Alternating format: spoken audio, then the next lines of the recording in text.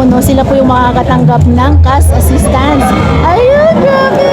Ayun, lumapit na yung ating mahal na Pangulo.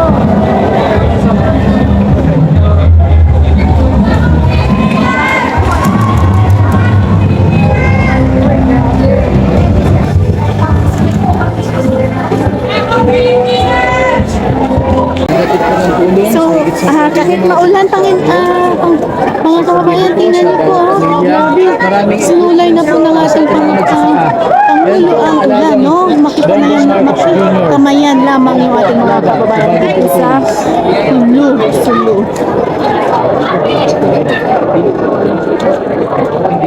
Ay, grabe, hinakbangan na ng ating Pangulo ang putik.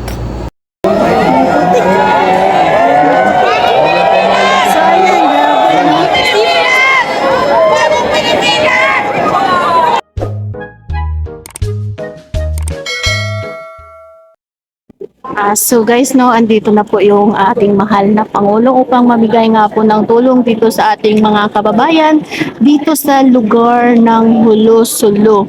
So guys, no, rain or shine, talaga naman no, hindi nagpapatinag ang ating mahal na Pangulo upang tumuloy nga po dito sa lugar ng Hulu-Sulu dahil alam niya po na maraming mga kababayan natin ang nag-aantay ng kanyang tulong dito sa may mga kababayan nating mga Muslim, no, dito sa may Hulu-Sulu. So ayan na guys, no, ito na talaga siya. Ayan na. Ayan na.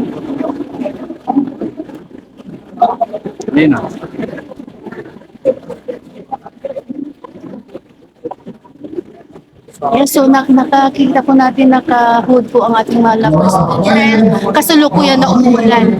Pilipinas, His Excellency Ferdinand R. Marcos Jr. So ayan guys, no, rain or shine.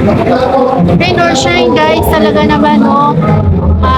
Tuloy-tuloy lang po talaga ang ating mahal na Pangulo sa pamimigay ng tulong. So ayan po, no, iniisa-isa niya na po na kakausapin yung ating mga beneficiary. Sa ating mga association mga partners representatives ng mga kapala ng South Baker ay sila Muhammad Hussein ng bayan ng Maybu at Sir Tutu ng bayan ng Siasi. Daan Dihagan ng bayan ng Maybu, Glenn Tulawi ng bayan ng Kalipaw at si Arnimar Saraputi ng bayan ng Bata.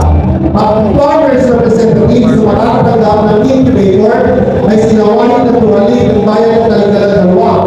Anon na lahat ng bayan ng Pagami, Jailay Taubili ng bayan ng Panginoon at si Sandang Abo ng bayan ng Talipaw.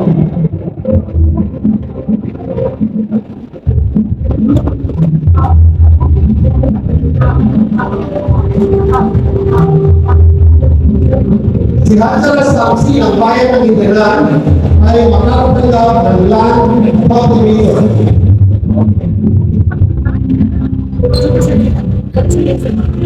Si Alvin Dutu ng bayan ng Maybu ay makakatanggap ng shredder machine.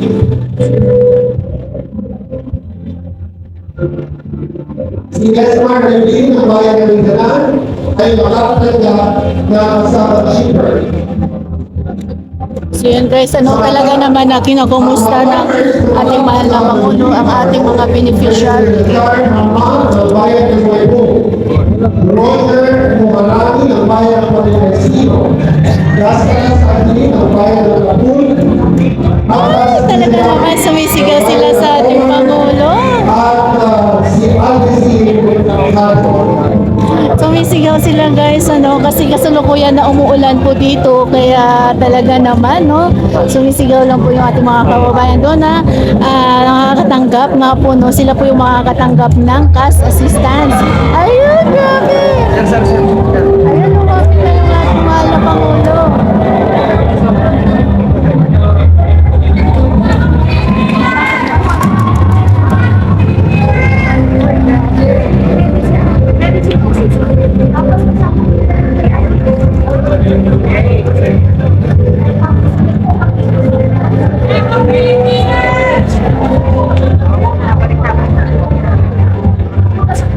So sinisigaw nila BBM, no?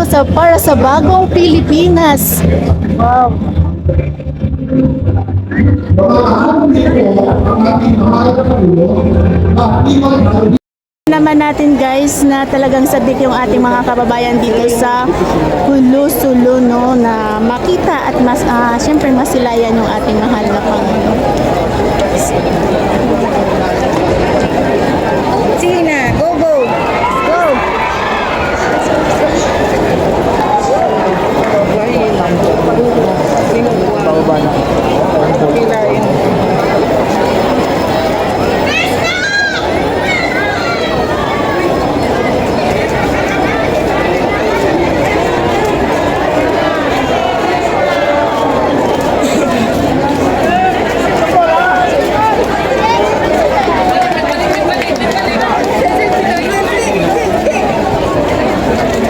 Guys, kahit maulan, pinagbigyan ng ating mahal na Pangulo yung ating mga kababayan dito sa Hulo-Sulo.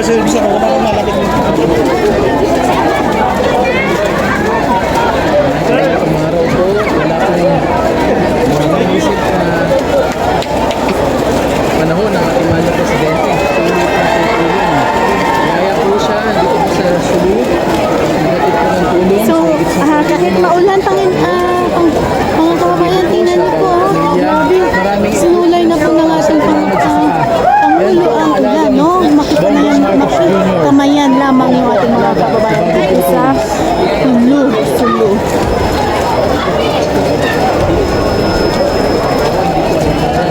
Uy, hinapangan ng ating Pangulo, no? Sayang, grabe, no?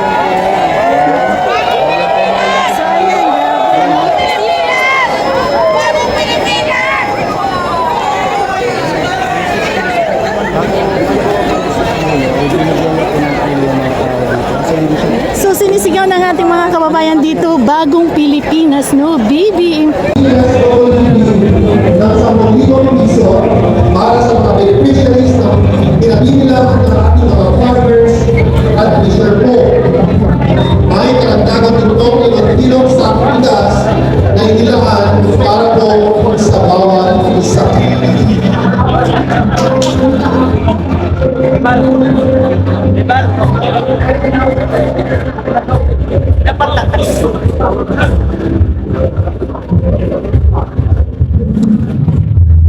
Diliton. Puti lang pagka. Diliton kata.